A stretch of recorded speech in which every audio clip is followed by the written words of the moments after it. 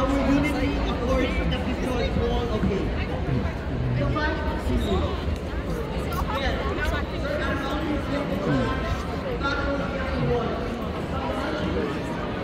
like the person style from the person making it.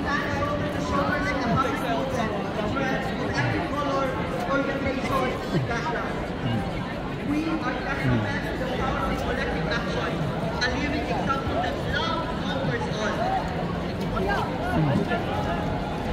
This fight for LGBTQ rights isn't about single one cause against another. It's a link to fight the racial equality, for economic justice, for a world where everyone has opportunity